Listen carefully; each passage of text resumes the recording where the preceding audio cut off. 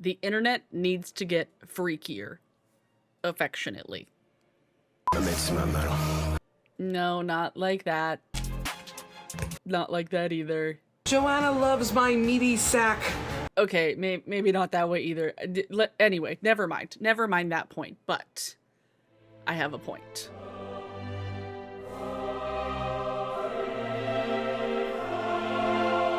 If you've been seeing any of my VODs in the last couple of months, I've been playing the game Date Everything, and I finished the game a while back on my Twitch channel, and I've been re-uploading the VODs here on YouTube. Hey, I was looking through my various items inside my capsule, and I found this cursed little necklace. Yes!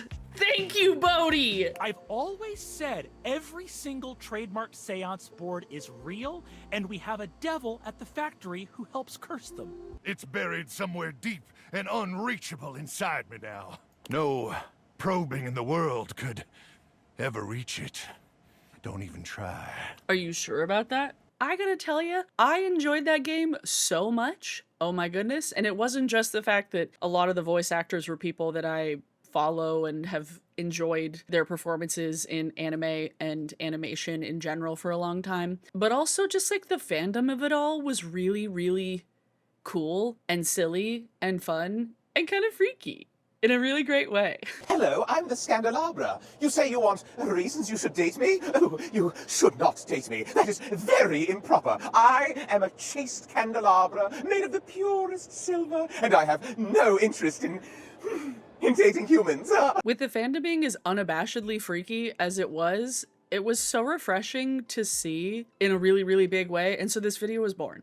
When I say the internet needs to get freakier, I don't know about you, like I'm a 36-year-old lady, and seeing how kind of bizarre the younger generation has been about anything related to sex in media is kind of alarming. And it makes me feel really old. It makes me feel really, really old. A lot of people online nowadays have gone so far down a pipeline that they think they're being really feminist when it ends up coming back around to like conservative talking points. People are using conservative talking points to harass folks over fan fiction. What are we doing here?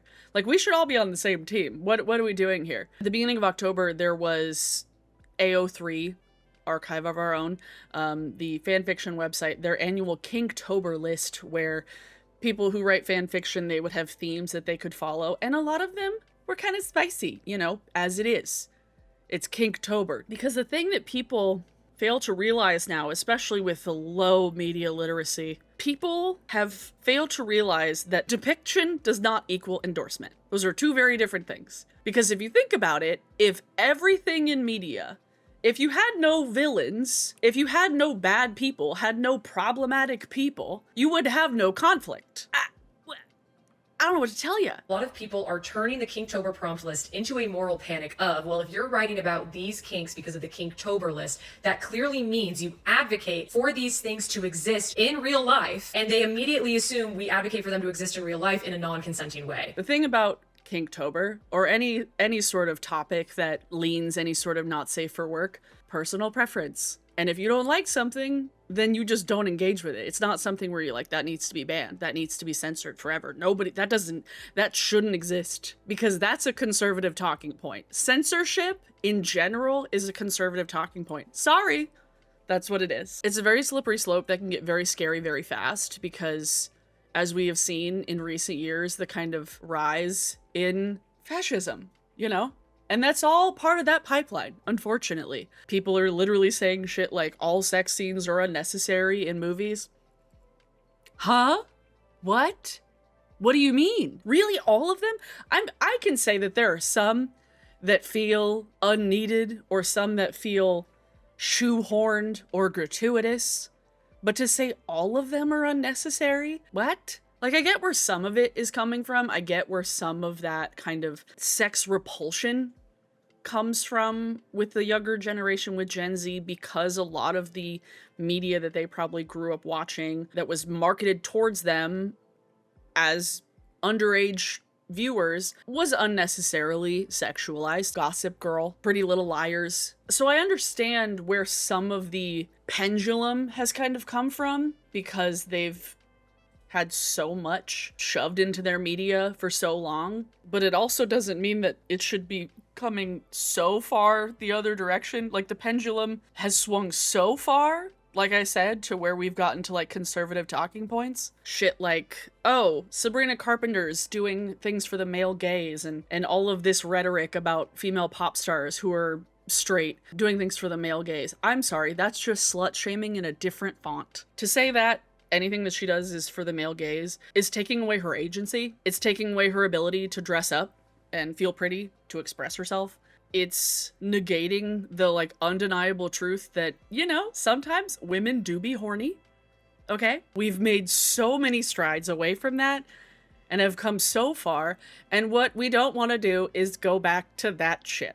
When I saw that kind of rhetoric going around, oh, they're doing things for the male gaze, she's doing everything for the male gaze, her whole persona, this outfit is for the male gaze, her music or her branding, marketing, anything, these music videos are for the male gaze. I'm like, I feel like a lot of Sabrina Carpenter music videos, I'm pretty sure like men die in a lot of them. It's the kind of selective feminism that I think a lot of younger people have unfortunately adopted, where you're for women's liberation, but only in the way that you deem appropriate, like shaming people who make OnlyFans content. What are we doing here? It's really weird, honestly, how far someone can swing in one direction, citing feminism, to where it just ends up becoming like trad wife talking points.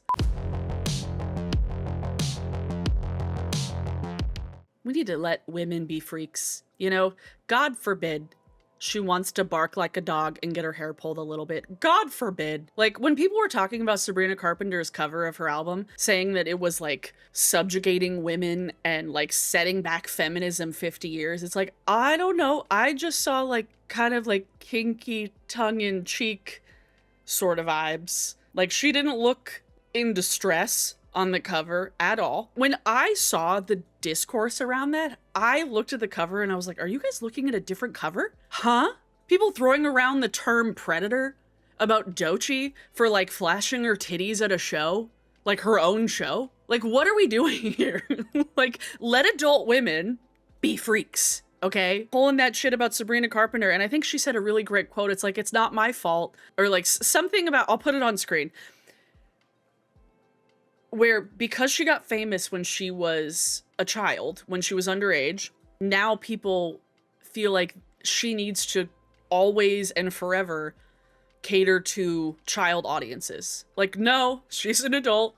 Let her be an adult. I don't know. It's so bizarre seeing how pearl clutching people were being about her album cover. Like, I remember back in like early 2000s, I was sentient and aware of media when Christina Aguilera had her dirty phase. That was wild to us back in the day. It's like, what do you mean the genie in a bottle girl? And even thinking about it, Genie in a Bottle had like very suggestive lyrics, okay? We were listening and watching far more obscene things. God forbid a girl wants to bark.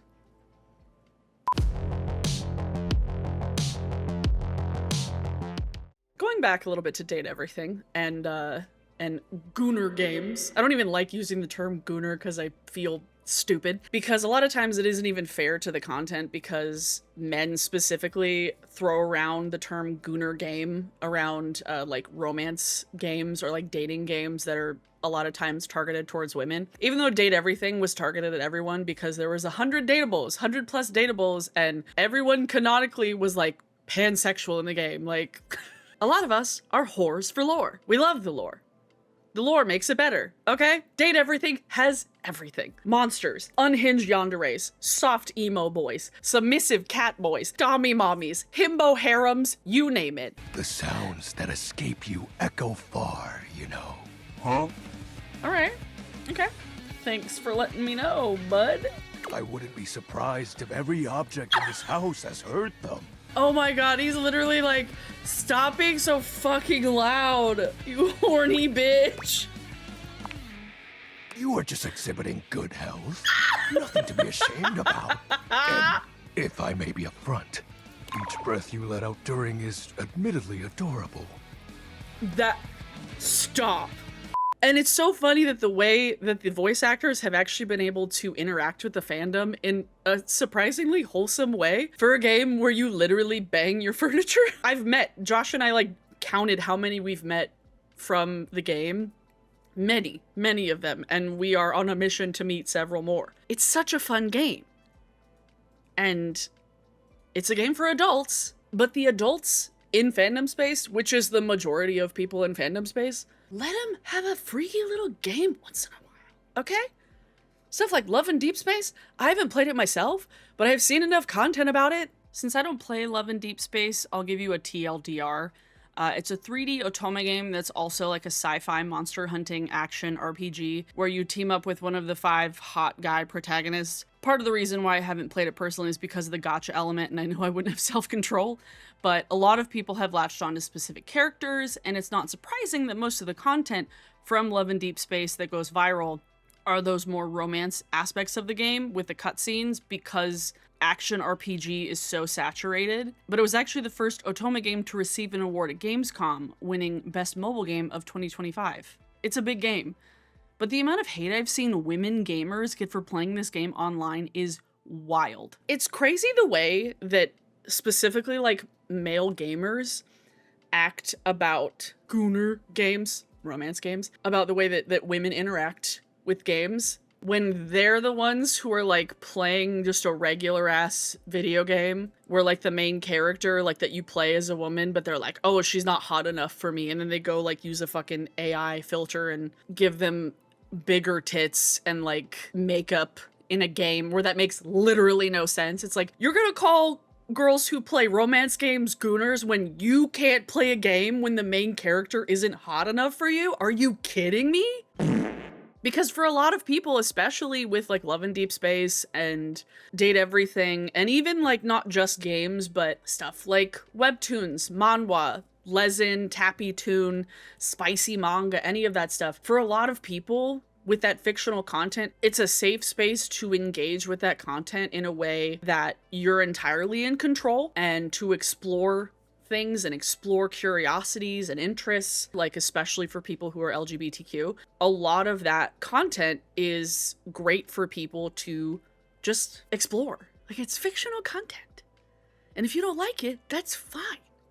But to tell somebody that they're a bad person for liking content, you're acting like a Republican. And do you want to act like a Republican? No. I never made a full video about book talk, because I was kind of afraid of making an entire video about book talk. I'm like, I don't want to engage with this. I don't want to piss people off. I'm scared. Don't want to do it. Like, the fact that dark romance exists isn't a problem.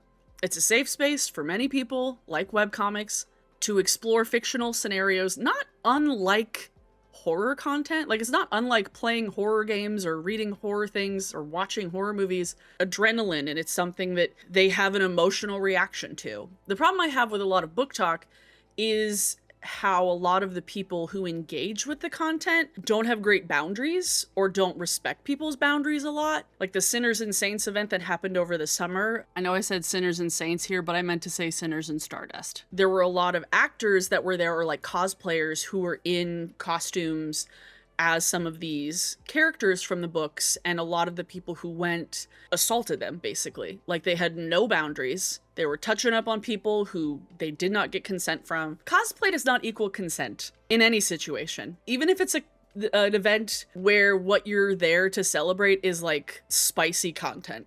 Even if somebody is dressed up as a spicy character, that does not mean that you can touch them.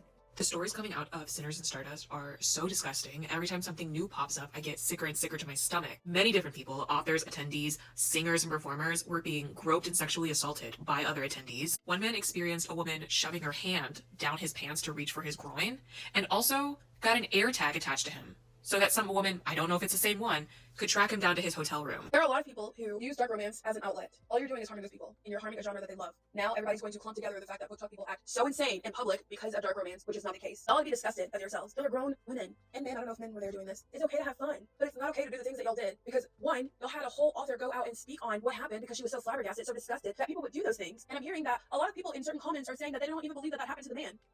Men can also be assaulted. I don't know if y'all know that. Pick your brain off the ground and put it in. I know a couple years ago, there was his creator who like basically sexually harassed the fucking Kraken hockey team, the Seattle hockey team, like sexually harassed a bunch of the hockey players because they had like fan casted a bunch of hockey players as characters from books. Alex Woodward! Baby, I mean, I got 5 holes, but I got 3. And since you're so good at assisting, why don't you assist your teammates in scoring in all 3 of my holes? Like, the content isn't the problem. It's just the way that people act. Sometimes that's the problem. Like, it sucks because if the freaky stuff was less isolated and more openly talked about and not as stigmatized, people would know that folks who are actually in the kink community are like all about consent. And so a lot of the people who are engaging with that kind of content don't really have any other experience with it. There's assholes in every community, in every fandom. It doesn't paint the entire fandom, it doesn't paint the entire community as bad people, but there's gonna be assholes in everyone, which, you know, sucks. But I do have a theory why it's so much worse now than it was back in the day. A, just TikTok is blown up and just people are finding content that they never would have and finding themselves in spaces that they never would have before. And so it's like this new thing that they're like, oh, I really like this, but I don't know what to do. And since COVID, people have kind of forgotten how to act in public. Like, people don't know how to act in public. They've lost social etiquette. Like concerts especially. I talked about that a few months ago, how people don't know how to fucking act in social situations, in public event situations, at cons, at meetups, at anything related to especially fandom. People have just been so isolated for so long, and for a lot of people, they were isolated during those formative years where they would have been going out and experiencing things as like a young adult. And then when they didn't do that, and then when they went out to the world as like actual adults, they didn't have any of that like social awareness, social interaction, and social events, with the added complication of it being somewhat sexual. People who don't know how to act, it's gonna be heightened.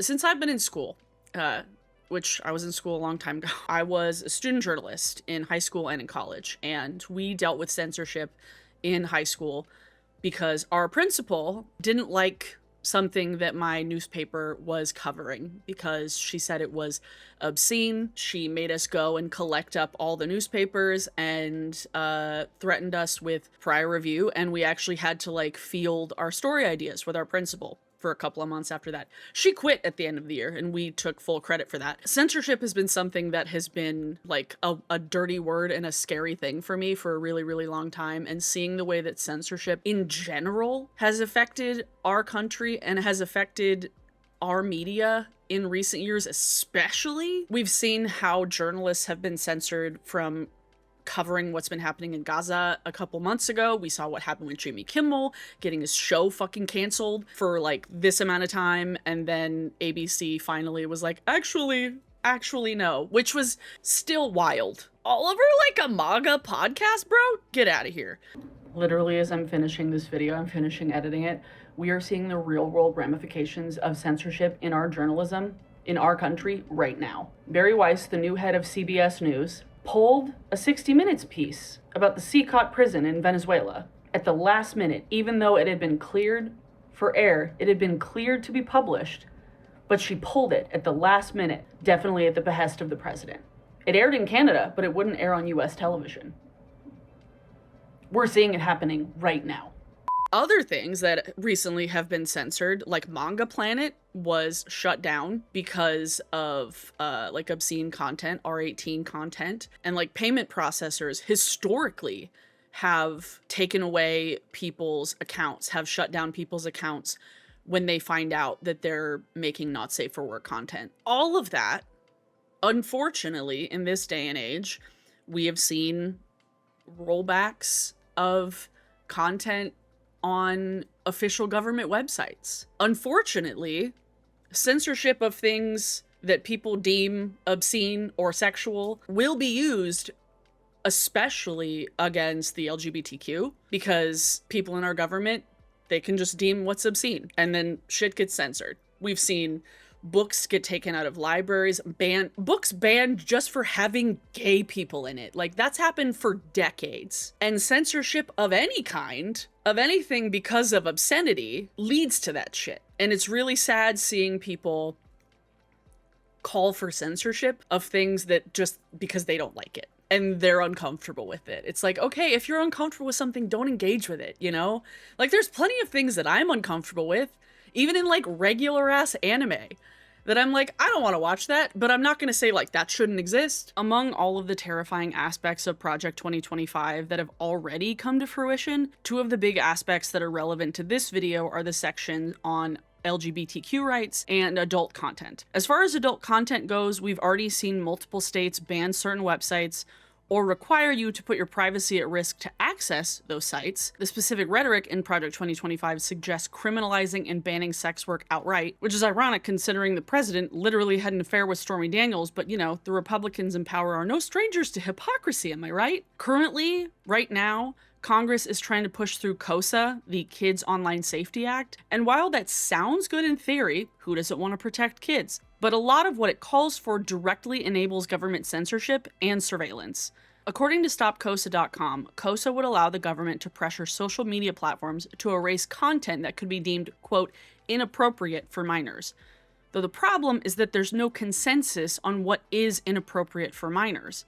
What we've already seen is that the conservatives behind Project 2025, including the president, deem any content that pushes the, quote, gay agenda as inappropriate.